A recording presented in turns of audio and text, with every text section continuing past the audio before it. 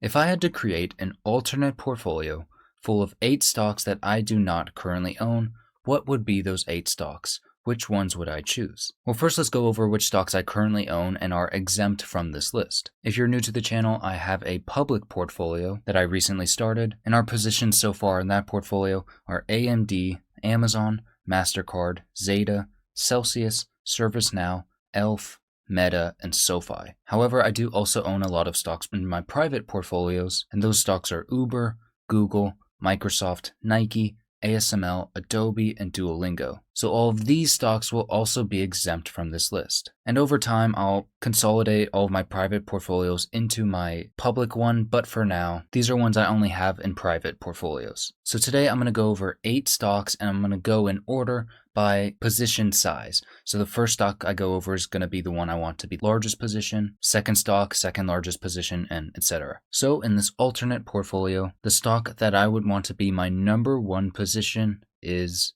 Visa. Now, if you've been watching the channel for a minute, you'll know that I've been buying MasterCard very aggressively over the past couple months and have it as one of my top buys. So naturally, if I could not buy MasterCard, then I would go with Visa. And the primary reason that I choose MasterCard over Visa in the first place is because of their much larger value-added services segment, which is a much larger portion of MasterCard's total revenue compared to Visa's value-added services segment. And this segment is basically MasterCard selling cybersecurity services, fraud protection, analytics, consulting services. So while this segment is still very reliant on the payment network segment, it still very much helps diversify the company and also helping protect their revenue streams during economic recessions. So with MasterCard, this segment is about 40 to 45% of their total revenue, while with Visa, it's a much smaller portion, and it is growing much faster than their core business, so I do expect it to become a continually larger part of their revenue, but for a while, it still will be a pretty minor portion. But besides that slight preference in a larger value-added services segment, I still view Visa as a near equal investment to MasterCard. They have all the same tailwinds of the global economy switching from cash and physical payment methods to credit cards and online payments. And I just see both of these companies as very safe and very consistent compounders over time, and both of which are trading at discounts to where they normally trade. Visa's PE ratio is about a 28 right now, and on average over the past 5 years they traded at a 32. So now to our projections for Visa. The average analyst estimates for Visa's earnings per share growth CAGR over the next 5 years is between 12 to 13%. Now, Visa just reaccelerated revenue growth to 17% last quarter, and with margin expansion plus buybacks, plus in my opinion, I believe they'll be able to grow their revenues in the low to mid-teens for many years to go still. So I actually have earnings per share growth a little bit above analyst estimates at 14%, and then I have a little bit of multiple expansion, still a little below their average, but higher than it is now at a 31 PE. And given these assumptions, we get a 16% CAGR, leaving Visa stock at $685 in 2031. So now stock number 2,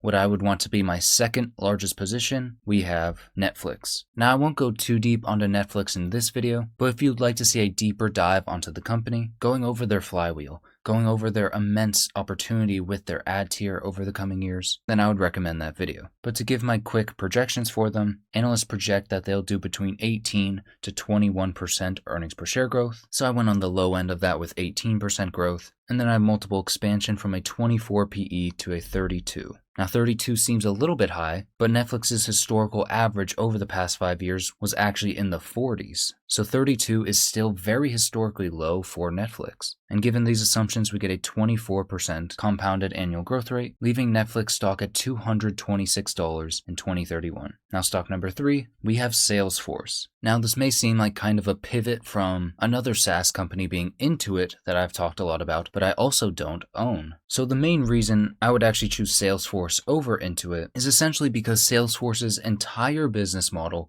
is B2B. While Intuit, though I believe their B2B segments are incredibly strong, and I actually believe the moat on their B2B portions will only widen over the coming years, however, they also have a huge B2C segment with TurboTax, with Credit Karma, and with AI and competition, I just believe their B2C segment is going to be under a lot more pressure over the coming years than their B2B segment. And even if we just look at the B2B segment of Intuit itself, it does have much lower renewal rates than Salesforce still. And that's largely because they serve a lot more small and medium-sized businesses, while Salesforce is almost entirely large enterprise companies. So there's naturally a lot more churn with smaller businesses. While I'm still bullish on Intuit, I just believe Salesforce is overall a safer and a bit more wide of a moat company. Now, Salesforce, like all SaaS companies, are under pressure right now by investors. We have seen immense selling pressure in this company, and there's almost a consensus among analysts that Salesforce will get disrupted in some way over the coming years. However, that is not something we are seeing in the data, at least as of yet.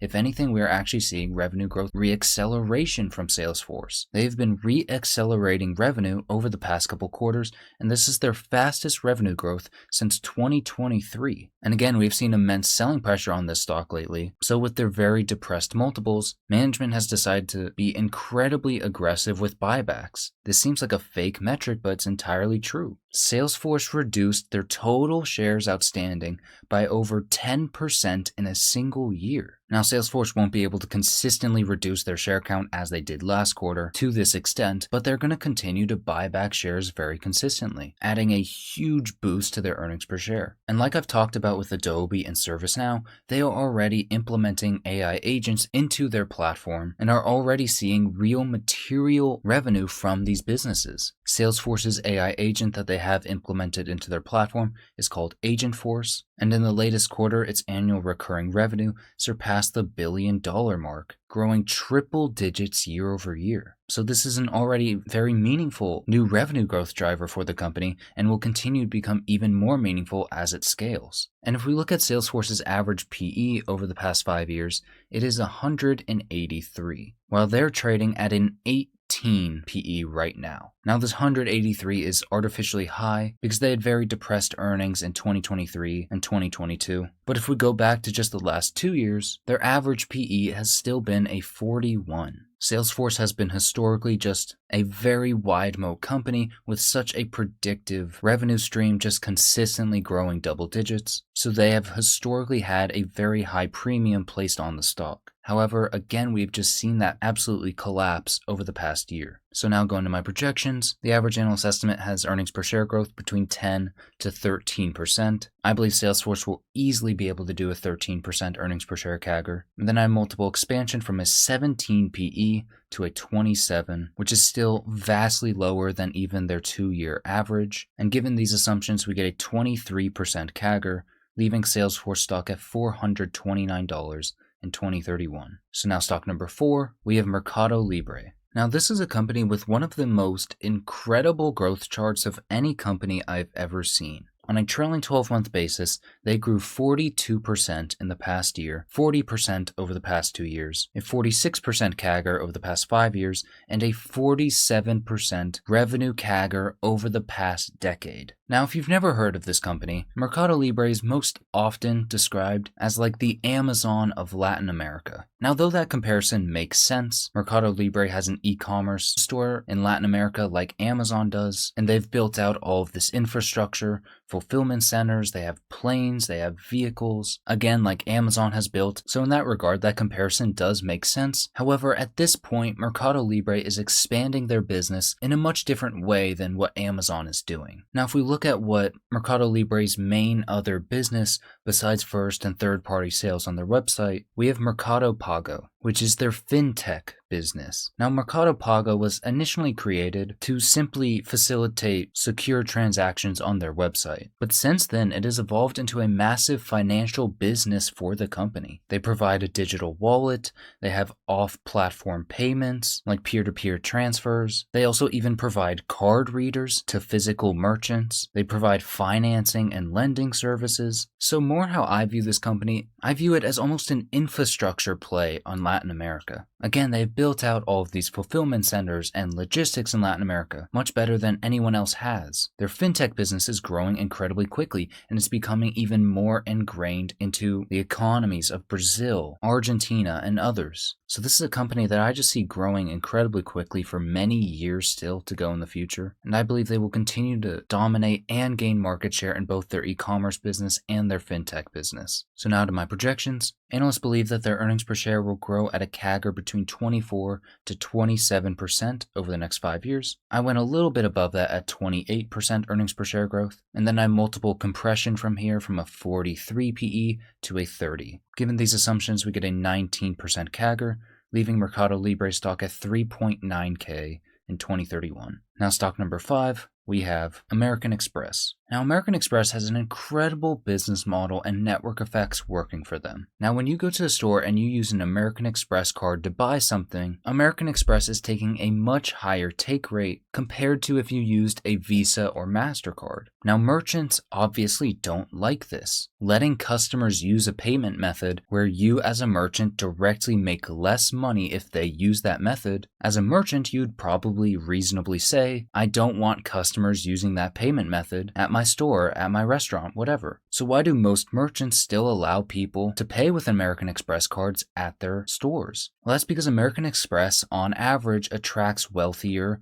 higher class individuals. Because though American Express cards provide a lot of rewards, they also have very expensive annual fees. So to earn more than how much you're paying for the card, you have to spend a lot. So naturally, these cards only make sense for individuals who spend a lot, so wealthier people. So American Express is basically saying, if you want access to our wealthy customer base, who are likely going to spend more at your store and are likely going to provide a higher lifetime value than other customers, then you're going to have to allow American Express cards to be accepted at your store. So merchants, to access these higher net worth individuals, again, most merchants accept American Express at their stores. And then with the subscription and the higher take rate that American Express gets, they can then pump a lot of those earnings back into higher rewards for their customer base, and you get a very powerful flywheel there. So now to go into more of American Express's fundamentals, this is a company that's grown at around a 16% CAGR over the past 5 years, and they've re-accelerated revenue recently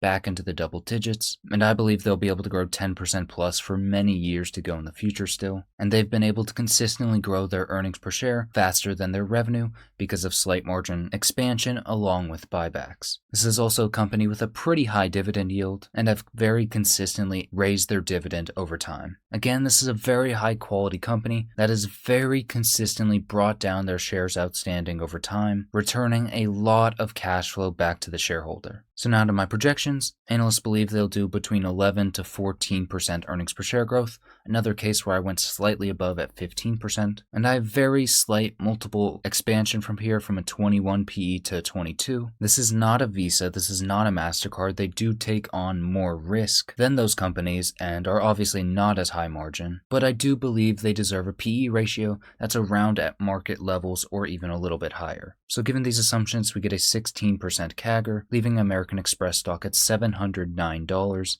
in 2031. So now stock number 6, we have Nvidia. Now like I said earlier, I currently own 2 semiconductor stocks, and that's AMD and ASML. Those are my top semiconductor picks, but if I could not own either of those, then honestly I would either go with Nvidia or Micron. But I decided to go with Nvidia because this portfolio would be as if I was buying into these positions right now. And if you look at Micron stock, their forward PE is only a 10. So based on that, it looks like they're a cheap stock. However, I believe their revenue and their earnings growth is a lot less predictable and a lot less sustainable than Nvidia is. Now, I'm still of the belief that all semiconductor stocks are still incredibly cyclical. Doesn't matter whether we're talking about AMD, ASML, Nvidia, Micron, SanDisk. Though I believe the floor to where these companies' revenues and earnings can fall to has been raised overall in this cycle, I still believe at some point over the next 5 years that we are going to see major revenue deceleration, even revenues go down for these companies at some point. However, I still believe for at least the next 3 years that the semiconductor industry is still going to grow like crazy. Again, AMD and ASML are definitely my top picks, and I think ASML is one of the most protected company from downside risk over the next many years, but I think Nvidia is very close behind them. So going to my projections, analysts believe we'll see earnings per share growth over the next 5 years between 22 to 26% from Nvidia. I believe they could do the high end of that with 26% growth, and then I have a little bit of multiple compression from a 32 PE to a 25. Given these assumptions, we still get a 20% CAGR out of Nvidia, leaving their stock at $518 in 2031. Now stock number 7, we have AppLovin. Now AppLovin is an advertising marketing company. They are the main company that places advertisements within mobile games. So basically, let's say a mobile game developer wants to advertise their game. They want more people to see their game. So they'll go to AppLovin, and AppLovin will distribute that mobile game's ad within other mobile games as an advertisement within those games. So basically, if you're just playing a mobile game, you see an ad pop up for another mobile game, that is most likely AppLovin that's placing that ad. And AppLovin has what they call the Axon engine, which is basically the algorithm that determines who they're going to send the ad to see it. And AppLovin actually used to own their own gaming studios and make their own games, so they have a lot of incredible data that they can feed to the Axon AI to better understand consumer habits and know who to show what ads to get a higher click-through rate, getting a higher return on ad spend for their customers. Again, this company holds by far dominant market share, and they are growing very quickly, growing their revenue nearly 60% year over year. And they're able to command just ridiculous profit margins. Just a couple years ago, they were not even profitable, and now they're commanding profit margins of around 65%. Keep in mind, MasterCard, which is one of the most profitable known companies, their profit margins are only in the mid to high 40s. So this is a truly special company. But now going to my projections, analysts believe they'll grow between 23 to 26% earnings per share over the next 5 years. I went on the kind of middle to low end of that with 24% growth. And then I have a little bit of multiple compression from a 40 PE to a 32. And given these assumptions, we get an 18% CAGR, leaving AppLovin stock at 1.09K in 2031. So finally, for stock number 8, this one may come as a surprise, and it may seem a little confusing at first, but keep in mind this would be my smallest position, and I would kind of view it as a higher risk, but a higher reward position, and that's Reddit. Now surprisingly, besides Nvidia, this is the fastest growing stock that I have on this list, and in the trailing 12 months, Reddit has grown their revenue 70% year over year. Organically, they are already growing their revenues very quickly. That being their digital advertising, which is their core segment, that is growing very quickly. Basically, that's just having promoted posts and ads within a subreddit. But around 5 to 10% of their revenue is from data licensing contracts. So basically, Gemini and ChatGPT, they've had to scan Reddit a lot when they were mostly in their training phases, and they used Reddit as a great source to learn human interaction and conversations. And they also scan it a lot for simply query results. So again, ChatGPT and Gemini, they had to license that data to train their models on. And they originally established those deals with Reddit back in 2024, with the approximate value being at around $60 to $80 million annually from both of them, with a rough combined annual run rate of around $140 million, which almost goes straight down to Reddit's bottom line. However, these deals will likely be renegotiated sometime this year or in early 2027. And analysts believe that Reddit will be able to command much larger license deals than they were able to previously, believing that $140 million annually could step up to $550 million, around a 4x increase. Now, who knows, maybe Reddit won't be able to command up to this amount, but it is incredibly likely that once they renew these contracts,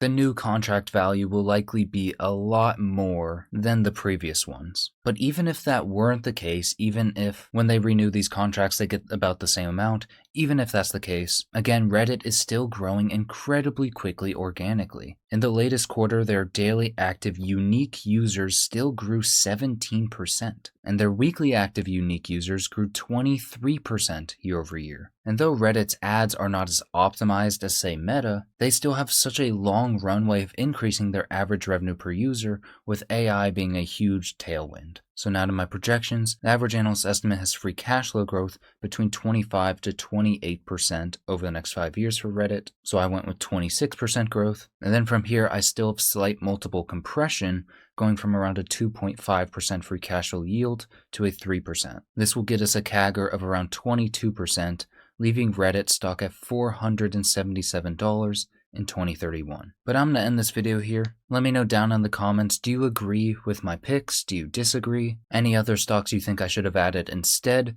I want to hear all of your takes down in the comments, and I thank you all so much for watching this video. I appreciate every one of you tuning in, and I will see you all in the next one.